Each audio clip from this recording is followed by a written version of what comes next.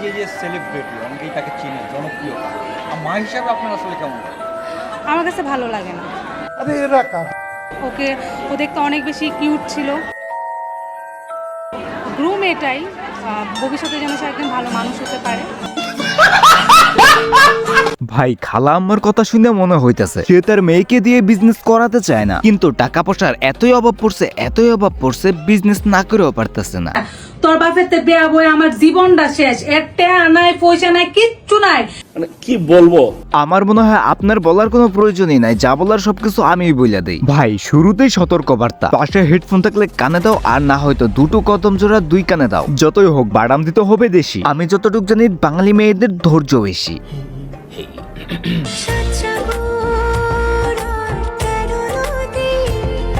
বউ ব্যবসায়ী সরি থুক্কু, তাদেরকে নিয়ে আজকে কোনো কথা হবে না। আজকে তোমাকে শিখাতে বা দেখাতে যাচ্ছি কিভাবে কুটির শিল্প থেকে আস্তে আস্তে ইন্ডাস্ট্রি স্থাপন করা যায়। স্ক্রিনে এখন তোমরা যে কুটির শিল্পটি দেখছো, এটা ছিল কোন এক মান্দার আমলের। সময়ের সাথে তাল মিলিয়ে বর্তমানে যে অবস্থাটা দেখছো, এটি হচ্ছে কষ্টের প্রতিফলন। ওকে, ইন্ডাস্ট্রির বর্তমান অবস্থাটা চলো এক নজরে দেখে আসা যাক।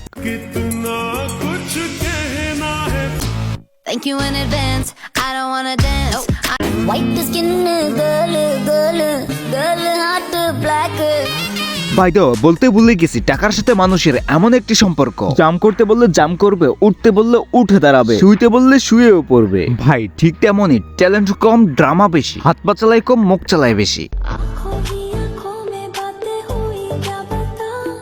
বাইদো একসময় কথাই ছিল জোর যার মুলুক তার, কিন্তু বর্তমানে দেখা যায় মেয়েদের ক্ষেত্রে চামড়া সাদা যার মুলুক তার। কিন্তু সুন্দর তো সানি লিওনও, তাই বলে গুগলে 10 ভিডিও করার কারণে তার কি সম্মানটা চলে গেছে?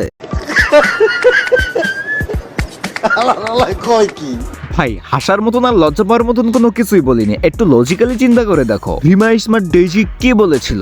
আপনার মেয়ে যে সেলিব্রিটি অনেকেই তাকে চিনে জনপ্রিয়, মা হিসাবে আপনার আসলে কেমন লাগে? আমার কাছে ভালো লাগে না। দেখো এইখানে এসে আবার আমার লজিক উল্টে গেছে। মা হিসেবে তার কাছে ভালো নাই লাগতে পারে, কিন্তু ডিরেক্টর অথবা ক্যামেরাম্যান হিসেবে তার কাছে হেভি লাগে, কারণ